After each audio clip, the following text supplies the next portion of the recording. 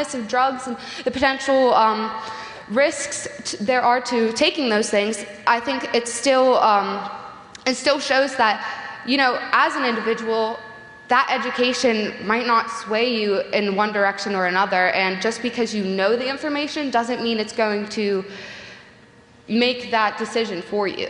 Okay, excellent. Now, one final thought. For those, remember there were 16% of the audience that was undecided in the beginning. There might be some of those audience members right now who are leaning towards the negative side. Do you have anything to say to them about things that they might want to sort of take with a grain of salt that they heard from the negative side? There's something coming from the negative that you want to caution the audience about, that maybe they should think extra hard before they vote negative? Well, I think that not everybody is capable of the means to personally help themselves. Like with the mental health, for instance, those people might not always be able to do that for themselves. When you're schizophrenic, you can't really decide for yourself all the time. So yes, the government stepping in and promoting those regulations is helping people who can't necessarily help themselves in those instances because they're not mentally stable enough to. So this is just giving them the resources they need to be able to help themselves. Very nice. Let's give Kate Barron a hand. Very nice, fluent speech. And now the next stage of the debate is going to be audience questions. So here we have Jonathan. I was explaining to him, and Eric was explaining, that the exemplar that we sort of envisioned for this role is Phil Donahue. He looked at us with a blank stare. He was like, Phil Donahue? But apparently he has looked at some YouTube videos of Phil Donahue and now drawn from that performance to get a sense of how he's going to actually do this. I'll come down and hand the mic to him. So he's going to wade into the audience and moderate your questions for 15 minutes. Hey guys. So does anybody have any questions? Just raise your hands.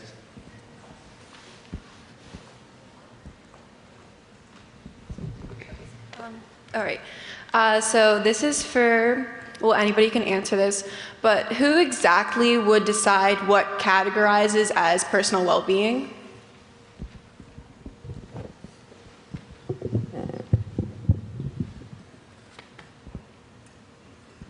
Is that question for either side? Yes. Well, we're more so debating whether the United States should institute policies that do regulate personal well-being, not a blanket policy that would be determining what personal well-being was. So it would be up to the individual legislator with each one to decide if that policy is personal well-being. If you're talking about people healthy, it would be a doctor deciding whether they were healthy enough or not to get those breaks on health insurance that we were talking about earlier. But the affirmative did say losing weight, right?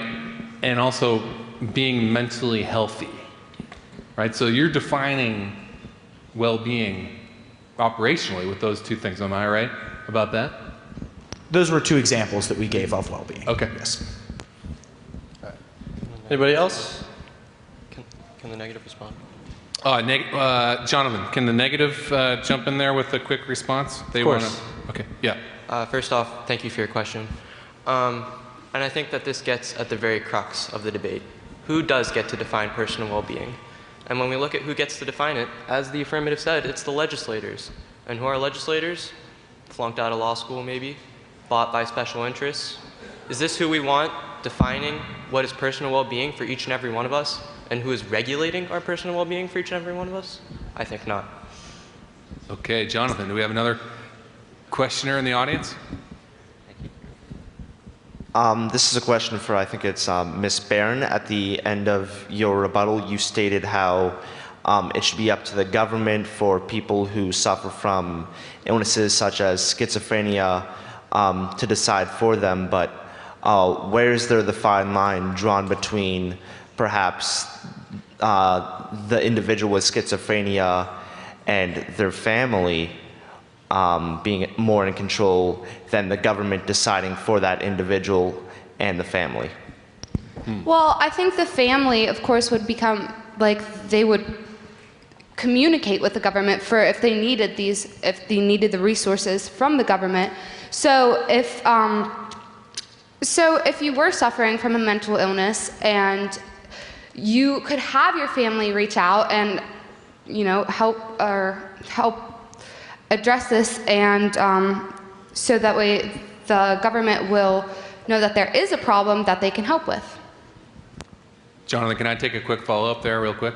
Yeah. So, Kate, what about so-called involuntary civil commitment? So this is a case where you have someone who the government believes is a danger to themselves because they're suffering from mental illness, but they don't want, and their family doesn't want to go to a psychiatric ward. Well, I think that really just depends on whether or not they are a harm to society or not. I mean, if they're harming themselves, and then, you know, they would, I'm sure the family would want to step in to try and help prevent that. I mean, because why wouldn't you as a family? But if not, then I think that if the government should step in if it becomes a problem for the rest of the people. And if not, then that's purely up to their families. And I mean, I'm sorry, but they're choosing not, that's their personal choice not to get to achieve their own personal well-being. So it's giving them the choice, but they still have that resource if they want it. Very thoughtful answer. Jonathan. I believe it's the negative over here on the right. Am I right? Right? Yes. Yeah. So my question was to the gentleman in the beige. So you threw a few kind of ad hominem attack at our legislators, which is okay. But specifically, what about, do you think they would not in any way, shape, or form refer to people that are qualified to speak on the definition of well-being to create this legislation? Once again, thank you for your question. And I did throw some attacks out there, and they were very generalized, but for the most part, I think they were on point. As for inviting experts to speak on topics, that will obviously happen, and it should happen, but who ultimately gets to make the decision are the people that we put in the House, the people we put in the Senate, and the President of the United States. And do these people really represent the interests of the majority of Americans in a system with rigged elections? I don't know. All right, Jonathan. Hey, Jonathan, not only can you give the mic to people who have their hands up, but if you want to solicit from the audience a particular kind of question, or if you think that there's something that hasn't really been discussed enough, you can toss that out as a specific prompt if one comes up, if you think. All right, I'll keep that in mind. I think I saw some people over here, so.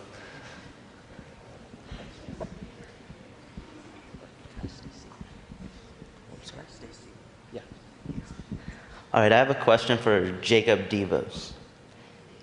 In your general affirmative speech, you mentioned how North Korea was at the bottom of the list, but North Korea is a communist country, and communism's main goal is total equality and make a classless society.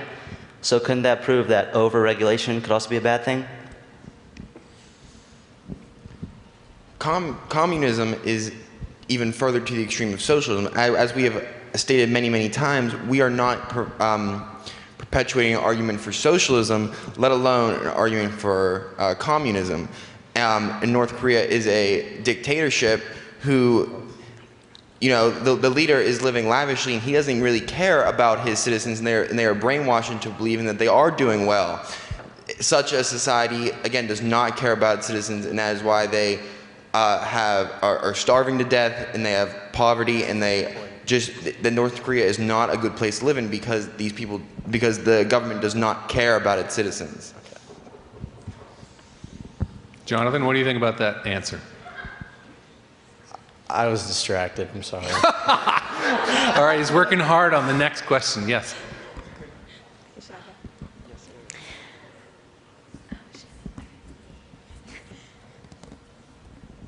She can't decide. Okay. This is to anyone on the affirmative. You have said that your goal is to protect the 3 unalienable rights. What happens when a policy conflicts with those rights? For instance, abortion. Prohibiting abortion protects the right of life, but it disallows choice, which then negates the right to happiness or the right to the pursuit of liberty or the pursuit of happiness.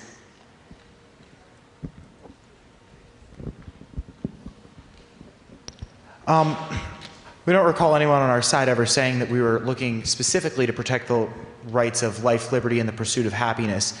But specific to your question on abortion, government regulation is also regulating allowing individuals to get the abortion in a government-controlled manner. So having certain policies and procedures where they have a safe way of doing so is government regulation as well of the personal well-being of not only the mother but also the fetus.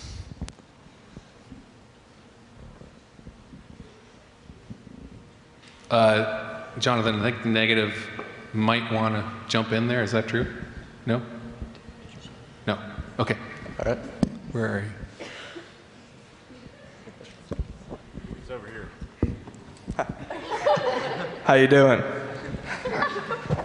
I have a question for the negative, maybe particularly Mr. Weiner, but you know what? It's open to all of you. So my question is, the affirmative discussed health care, specifically that the United States pays more than most of our allies, and those allies are much more, the government's much more involved in the health care. So my question to the negative would be, do you value freedom and choice over the idea of perhaps a better statistically better system? Thanks for getting my name right and for your question. The opponents have mentioned multiple countries with different healthcare systems, specifically Scandinavian countries such as Norway and Denmark. And despite the affirmative's multiple attempts to not label themselves as socialists, these Scandinavian countries are very much democratic socialist countries. And I think that if we move towards socialized medicine and single-payer healthcare, that we lose a lot of that choice and freedom. And yes, I do value choice and freedom. And there are ways to make our healthcare system more streamlined and more efficient without betraying the people.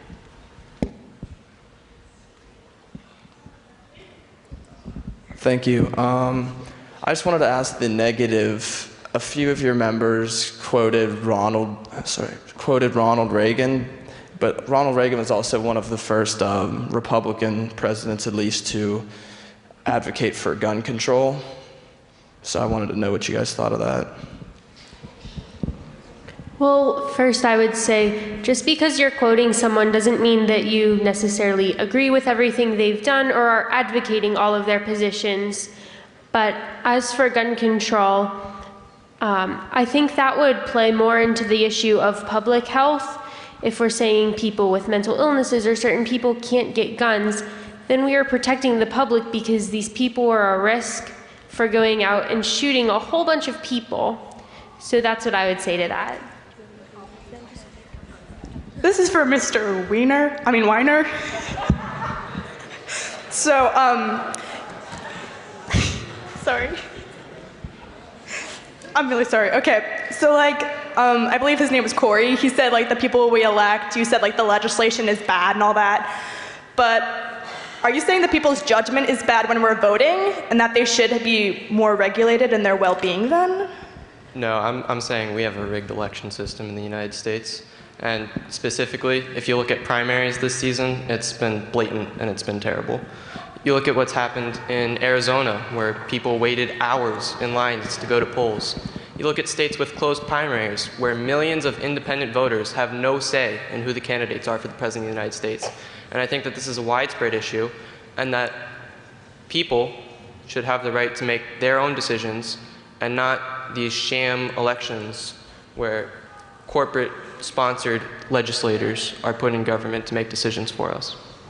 Jonathan, let's hear some commentary from your perspective on the caliber of audience questions so far. How are they doing? They're good, I guess. All right, for the next questioner, before you give them the mic, how about ask them which way they're leaning in terms of voting? So if you had to pick a side as of now, would you pick affirmative or negative? I would pick the affirmative. My question is for the negative. You spoke of corrupt claims made. People who make corrupt claims are doing so because they do not feel that the government is providing for them. To provide opportunity for well-being, as the affirmative presents, will those problems not eradicate due to individuals no longer feeling that they are not at a disadvantage? What is the question about corrupt? You spoke of corrupt claims. People who make corrupt claims are doing so because they do not feel that their government is providing for them, so they must therefore provide for themselves. To provide opportunity for well-being, as the affirmative presents in their argument, will those problems that you stated not eradicate themselves due to individuals no longer feeling that they are at a disadvantage? Jonathan, can you help to sort out the question, maybe? We're not sure what corrupt claims are. I have no idea what is happening. Okay, well, see if you can work it out. What would you ask her about her question in order to clarify it? Do you remember a specific corrupt claim he made? Oh, corrupt claims. Okay. It wasn't him, it was Mary Beth, I believe, who spoke of corrupt insurance claims. To rephrase the question in a simplistic manner, it would be rephrased as, will a corrupt system not collapse if the corruptness is gone? So if you get rid of the corrupt system itself, will the corrupt system no longer therefore exist, therefore reaffirming the affirmative's argument? Can we put it in simpler terms?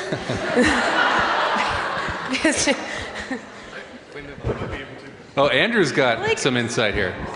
So, if I'm getting your question wrong, then sorry you're being steamrolled. But one could say that behavior by government officials to be corrupt is because of lack of resources, right? And so they're marshaling resources for the group that supports them. So in regimes where corruption has been strong, in Latin America in the 60s and 70s, in sub-Saharan Africa, in those spaces, it was a corrupt leader seeking to get gains for the people like them because the people like them lacked certain things. And so I guess the question might be, if regulation got rid of material lack, then people wouldn't have a reason to be corrupt in the first place. Is that what you're asking? Yes. I'm just confused how that would go with my side then. Because I have nothing to do with corrupt leadership. That would be more towards Gabe. Right. Interesting. Mine's doing with people filing these claims and the taxpayers being responsible for them. And then some of the claims being false, so taxpayers are losing billions of dollars. I don't understand how that goes with officials. Yep. Yes, but if the tax claims aren't being made because they feel no need to make them, then it doesn't matter. All right, thanks for that thought-provoking question. And thank you, Jonathan. Let's give him a hand for moderating the Q&A session. Nice work. We're nearing the end of the debate, and it's almost time for you to re-vote. So be thinking about if you've shifted your opinion about the overall affirmative or negative on the resolution, and then also what's your assessment about the merit of the claims that are being made by the side with which you disagree. We'll re-poll you in just a moment. But before we do, let's hear again from Andrew Lotz, 10 minutes for his expert guest reflections. All right. First off, I want to give a big cheers to everyone here for speaking. You've all done a great job. Jerry Seinfeld said that more people are afraid of public speaking than deaths. If you're going to be at a funeral, you'd rather be in the casket than giving the eulogy.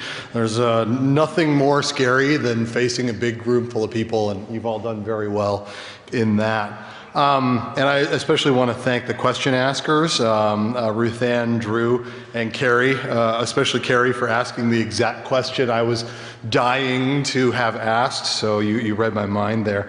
I have three broad points. One about what we do in collegiate political theory more generally.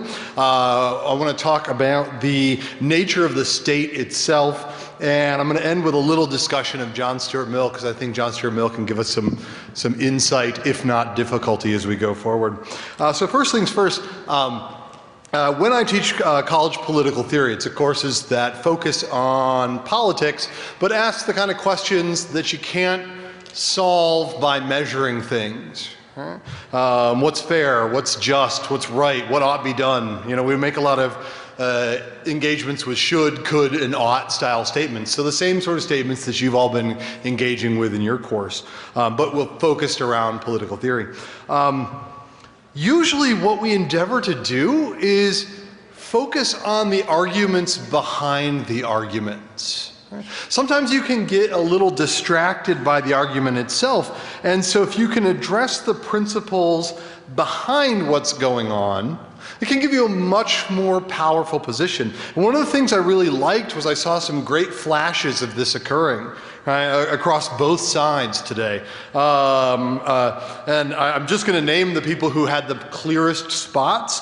On the affirmative, Jacob and Justin both had some great moments where they clearly were addressing that higher level thought. Likewise, on the negative, both Mary Beth and Gabe were trying to move the argument to a higher level. And we can talk more about what we mean by higher level. And we do it in two ways in political theory. One is that we take a step back and focus on the linguistic arguments going on. Let's talk about the language of what's happening. And so here Madeline did a very good job, and I thought was the most adept at addressing the linguistic question. Sort of said, hey, you know, nobody's defining what regulate means and what welfare means, and it's pretty essential to start with a position on that. In political theory, when I'm pushing my students to write, I tell them to own their assumptions.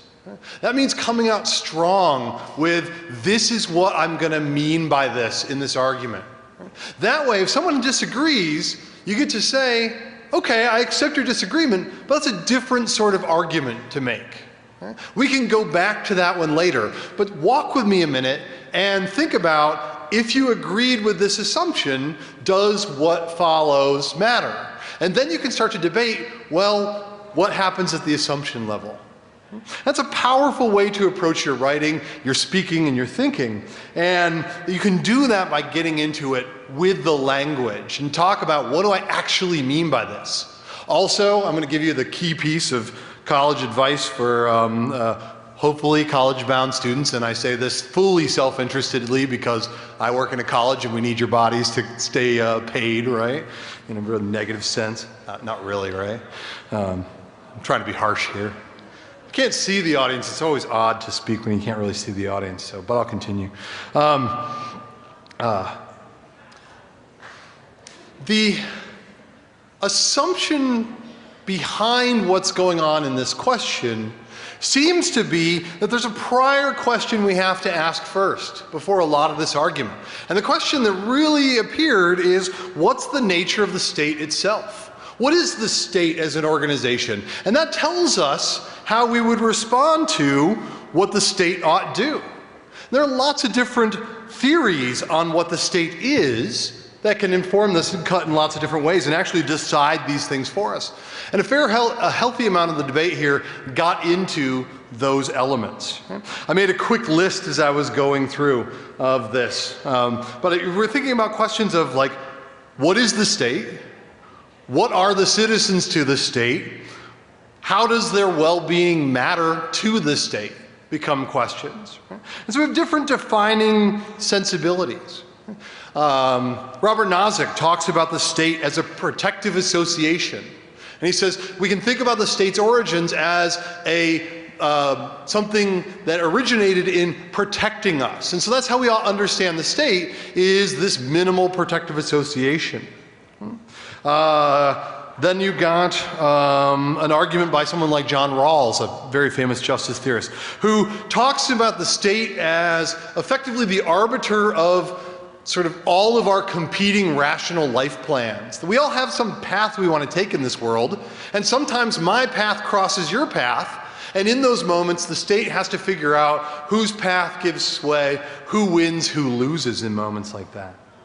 Then you get into the more complex ones, right? We have dictatorships, right? And the sensibility of dictatorship is, this is about the glory of me and myself.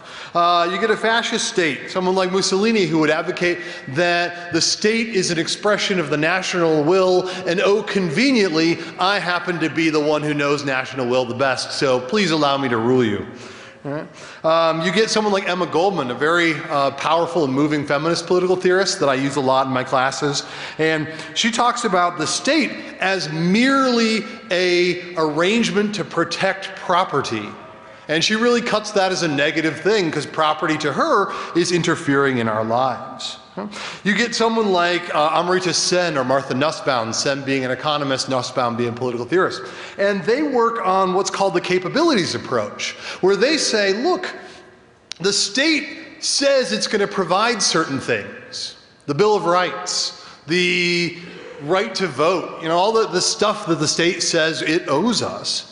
And, well, there's a set of capabilities that comes with those things that are provided to us. So if the state says, Andrew, you've got the right to vote, then can the state rightly deny me the ability to get to the voting place in the first place? So does the state have a role in ensuring that I'm healthy enough to make an informed decision, that I'm educated enough to figure out which candidates are which, and so my vote can matter? We have tyrannical states. That was brought up a bit. And I'll go with Hannah Arendt here and suggest that tyrannical states are not merely states that regulate. All states regulate. Where a tyrannical state exists is when it transforms into an indoctrinating state. When it says, we're going to get the ends out of the people by forcing the people to obey in the way we say. And then, of course, the big conception of the state that got thrown around a lot, the socialism argument, right? This slippery word that cuts in all sorts of ways, right? Is North Korea socialist? Are they communist? Right? If you read the name of their country, they're the Democratic People's Republic of North Korea, as I recall correctly, right? So they call themselves a democracy. They're actually sort of a quasi-communist-inspired dictatorial regime. Would be sort of an autocracy would be an effective way to place them, right? Socialism is tough because different socialists define different attitudes for the state. Socialism is an idea of putting the control of the means of resources into the hands of the people and the state as an arbiter of that. But even then there are different cuts, right? For Karl Marx, he has the famous "the state withers and dies." Marx envisioned a highly non-regulatory socialist notion where you could just kind of go about your business, almost quasi-anarchists. There's a whole set of anarchist syndicalists that kind of balance that side of socialism. Then there's the chunks that got into our historical expressions that did more heavy-handed regulation. And so notice how the conception we have of the state pre-decides our answers. And when different people enter with different notions of the state in the first place, which I think was a lot of what was going on in the disagreements here, well, different positions begin.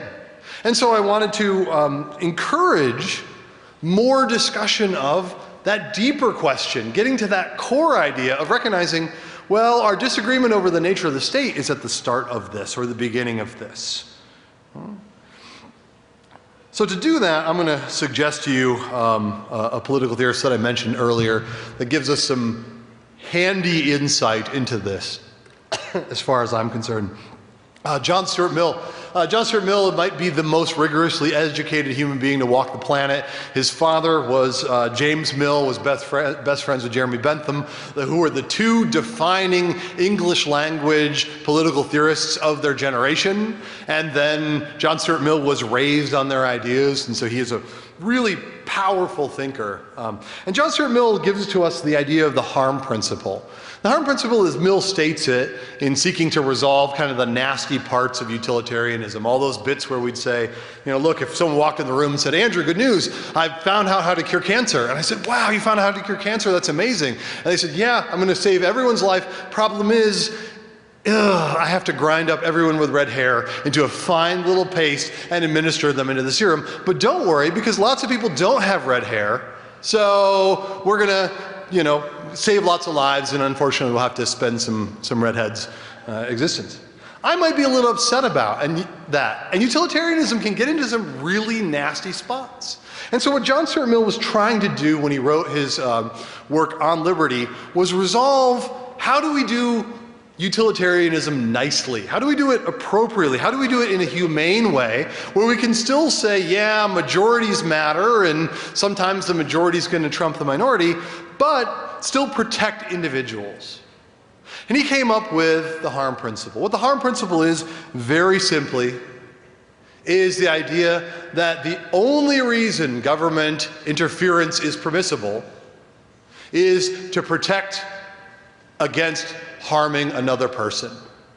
That the sole reason that government legislation can be made is to prevent one person doing harm to another, or a group doing harm to another.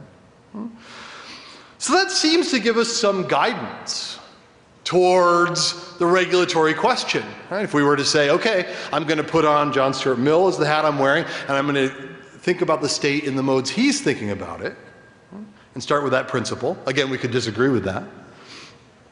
But we'd say to ourselves, okay, what does that permit, and what does that allow, and what does that tell us about regulation?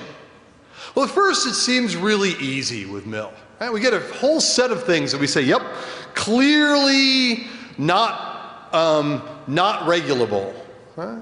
We can't tell people how to do certain things. You'll notice, interestingly, John Stuart Mill he permits all sorts of individual action. He's pro-suicide, not pro-suicide, he doesn't hope people commit suicide, but he's at least not against suicide. The only thing he's against is that you can do with yourself nominally is sell yourself into slavery, and then only because your children would be produced by you, and the things you produce when you're enslaved are the things owned by the person who owns you, and so therefore your children would be enslaved. And so if you had signed some contract with your enslavement that your children weren't going to be enslaved, then by all means you'd be welcome to sell yourself into slavery.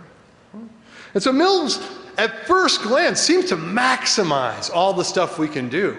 Right? Really, the only thing we can interfere with is the moments where you're harming another person. But then it starts to get a little slippery.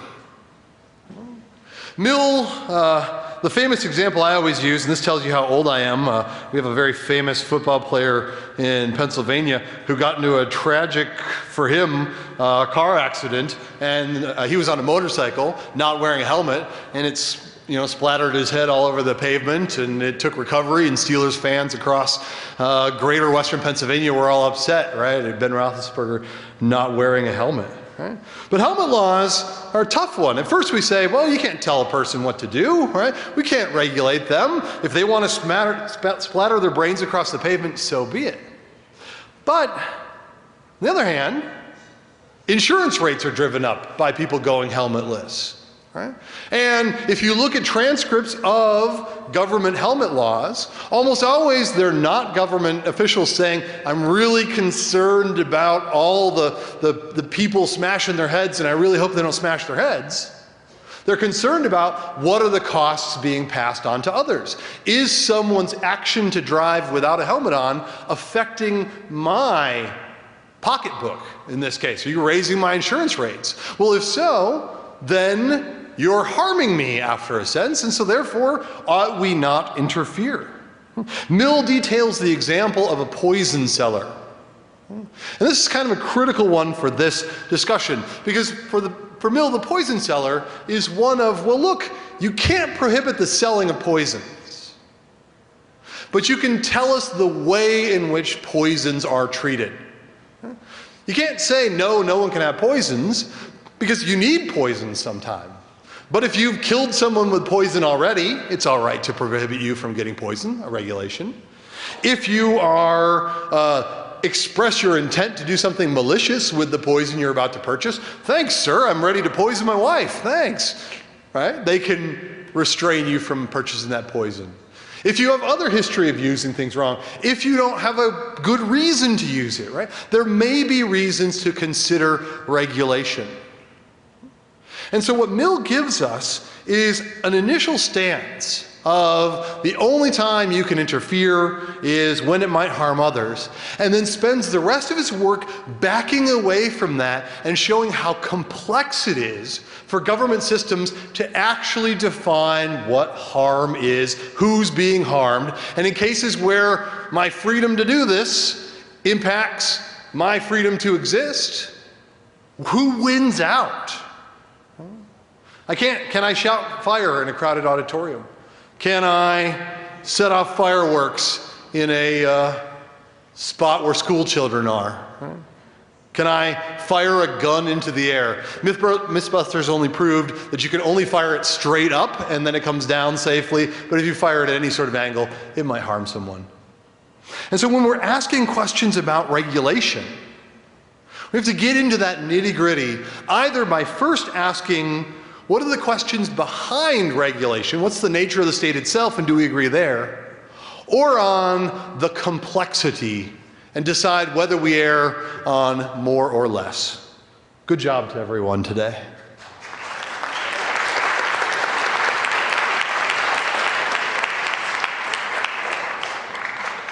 Thank you very much, Andrew. And now we're going to go back to voting. So you remember, we polled you at the beginning of the morning, before the debate started, on the question that can we go back one slide and do that one first? You want to go up to the upper right. That's not going to work if you click it from within there. So, yep, there we go. Nice. The United States government should regulate personal well-being. So you have three choices. You're going to vote affirmative, negative, or undecided. And Eric, can you open the polling?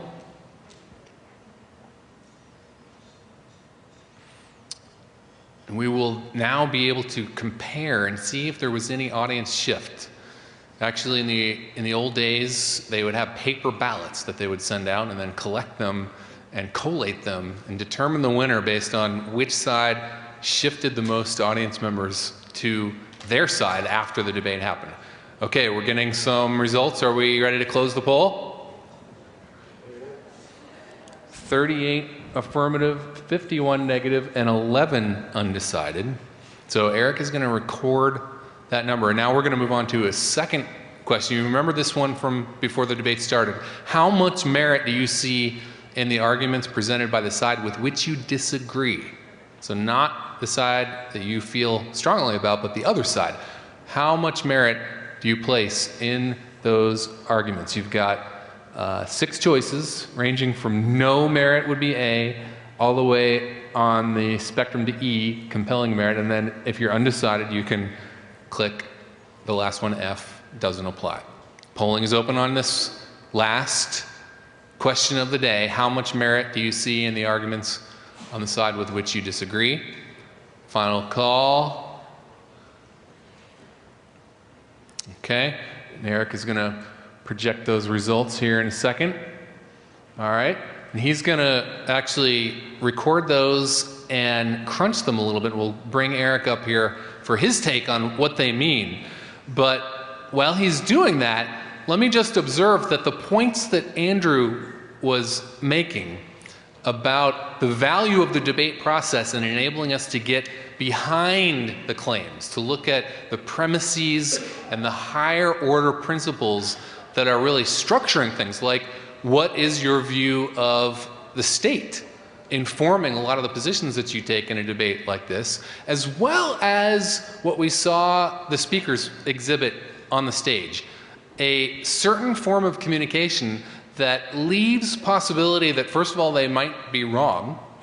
They're making arguments, but they're presenting them with the caveat that they're perhaps still uncertain, learning, refining, developing, updating their position. And second of all, they're interested in hearing what the other side has to say.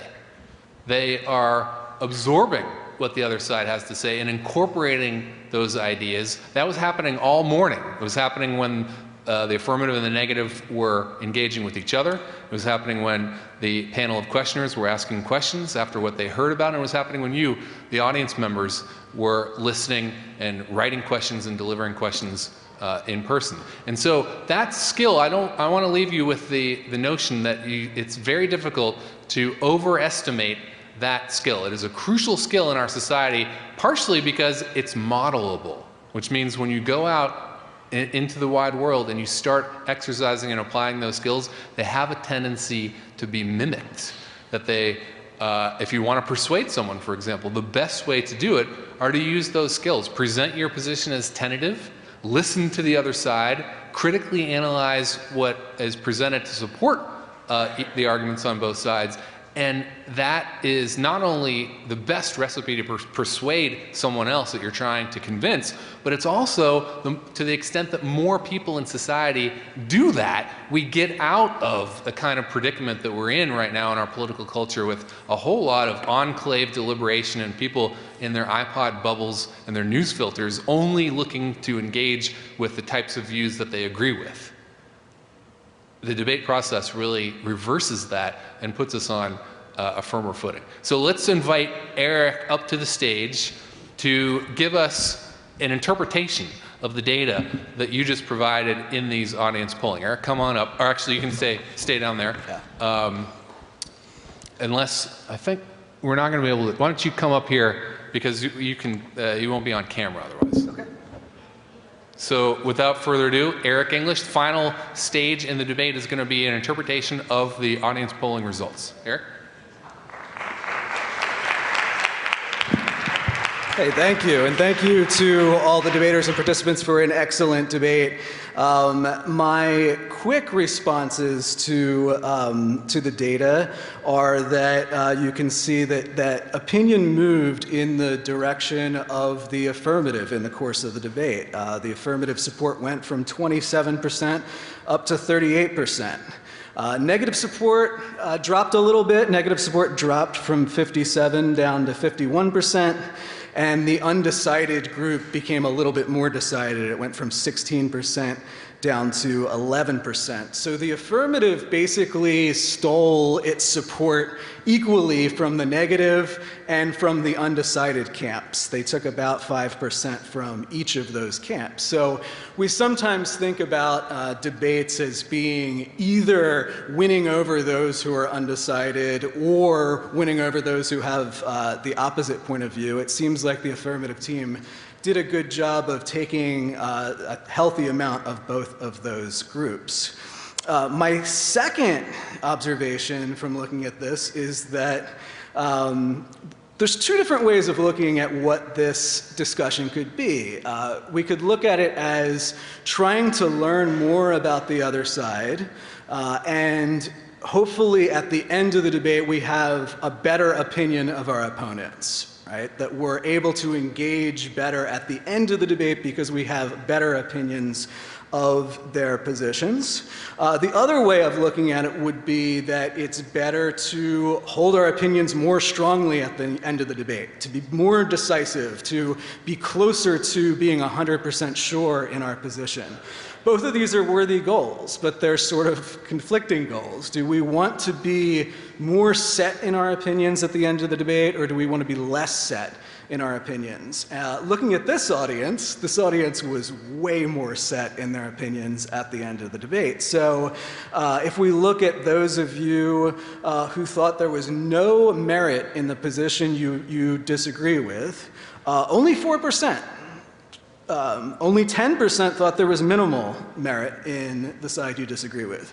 At the end of the debate, 17% thought there was no merit, 25% thought there was minimal merit. And so this was a debate, and this doesn't mean that this was all the affirmative crushing the negative here, right? It could be the opposite also happening, that those of you who voted negative thought there was less merit in the affirmative side. And so the results here are polarizing. It means that you became more firm in your opinions as a result of watching this debate. So that is a testament to the persuasiveness of the debaters. It's a testament to the persuasiveness of those who were able to rally you in your support for the position that you already held in the debate.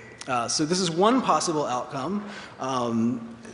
And congratulations to both sides, I think, for making a very strong case. The negative team still held, even though they lost some support over the course of the debate, still held a majority point of view, 51% to 38% at the end of the debate. So congratulations to the negative, because remember, they had more support to lose at the beginning of the debate. There was more room for the affirmative to take votes from the negative team. So good job to the negative for holding on to their position, even though it was more difficult for them to do so. So congratulations to everyone.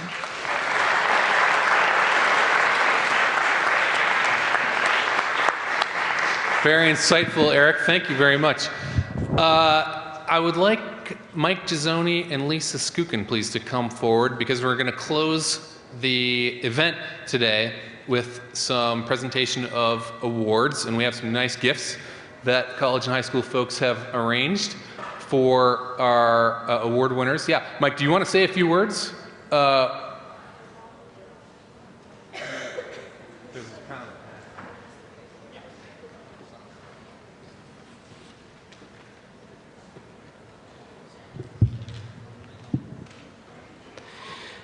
Hi, everybody. I'm Mike Gizzoni, the Director of College and High School. One more time, big round of applause for all of you. Great job.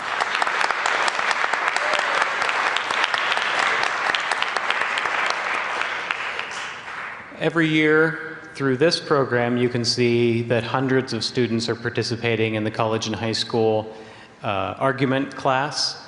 In addition to that,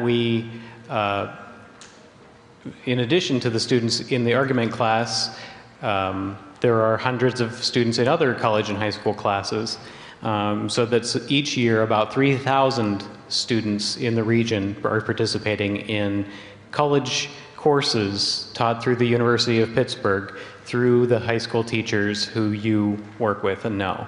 And we are delighted to be able to support and encourage and reward participation of students who are technically in high school but are already doing college level work to encourage the achievement of receiving college credit for their work. And so events like this, where students clearly demonstrate their mastery over college level work, are just delightful for us to be able to be a part of. Thank you, everybody from the University of Pittsburgh who allowed us to help support this. Thank you to all of your schools. Thank you to North Allegheny High School. And I believe now we begin the award portion of the presentation.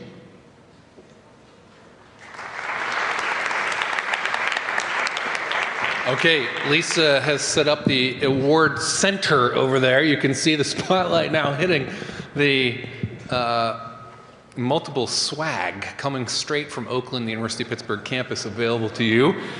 We have, first of all, we want to recognize Andrew Lotz, who was an excellent guest commentator. Let's give him a hand as he comes across the stage and comes over here.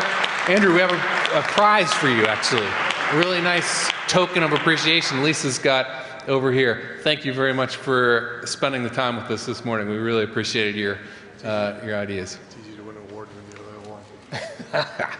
All right, now we had a Spar Carnival early this morning, and we want to recognize, first of all, an honorable mention performer from that carnival. I'm talking about a gentleman from Blackhawk High School. He happened to be debating about Chipotle being the best Mexican restaurant or not. His name is Corey Steinley. He won honorable mention. Let's give him a hand for the honorable mention third place finisher in the Spar Carnival. Now, there was a tie for first place between two debaters. First one from Steel Valley. He actually achieved the highest percentage of any vote given by the audience. Sorry, Seneca Valley. 86% in the debate on dessert as the most important meal of the day. He was extremely convincing, winning 2 debates and tied, actually, a 2-way tie for first place let's welcome Sean McCune. Sean, come on up and get an award.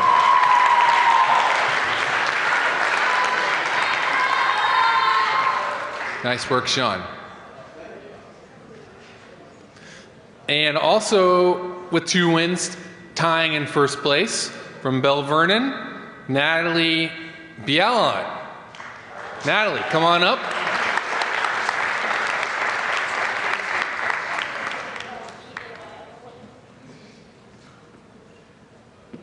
Outstanding work in the Spar Carnival portion of our event. And then finally, the last order of business is we want to recognize each of the student speakers that you heard from today who excelled in their classrooms to get chosen actually to participate in this event. First of all, Carrie Little from Bellwood Antis. Carrie, if you could go over and get a small token of appreciation. Jonathan Zubik from Central Catholic down here. He was the audience Q&A moderator. Thank you, Jonathan. Kate Barron, affirmative speaker from Bell Vernon. You could get a round of applause and go on over and get your award. Madeline Hardcastle from Seneca Valley. She was a negative speaker. You remember her also, the YouTube prelude speech. Justin Korolski, hometown hero from North Allegheny, affirmative speaker.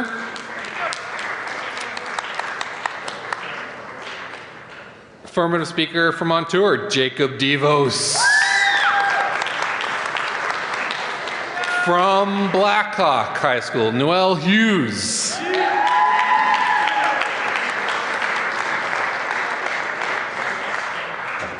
Oakland Catholic, Mary Beth Miller. Nice work on the negative. Pine Richland was represented ably by Delaney Melandro. Delaney. The pride of Chartiers Valley, Drew Harris.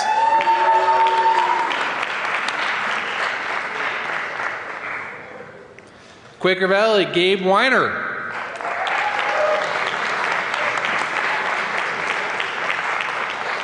Freeport area, Landon Hacker.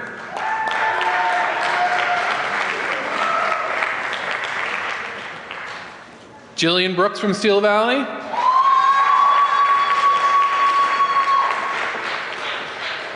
And last but not least, on the questioning panel, from Ambridge, Ruth Ann Whedon.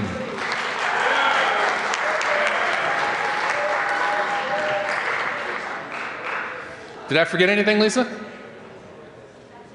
Okay. My name is Gordon Mitchell. It's been great spending the morning with you. Tell your friends about the argument class. Get them to enroll next year. And good luck with the rest of your studies.